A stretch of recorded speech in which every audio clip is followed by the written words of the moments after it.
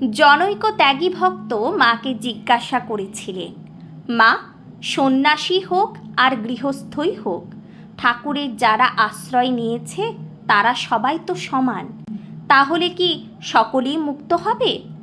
শ্রীমা উত্তর দিলেন, সে কি, ত্যাগী আর গৃহস্থ কি সমান? ওদের কামনা বাসনা কত কি রয়েছে, আর এরা তার জন্য সব কিছু ছেড়ে চলে এসেছে। এদের আর তার ভিন্ন কি আছে? সাধুর সঙ্গে কি ওদের তুলনা হয়? তিনি একদিকে যেমন অপরকে সাধুদের প্রতি সম্মান দেখাতে বলতেন, তেমনি অপরদিকে সাধুকে অভিমান বিষয়ে সতর্ক করে দিতেন।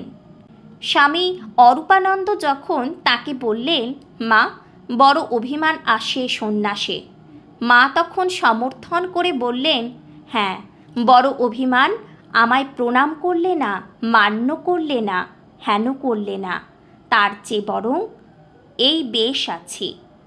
বাহিরের বেশ অপেক্ষা অন্তরের বৈরাগ্যকে উচ্চতর আসন দিতেন।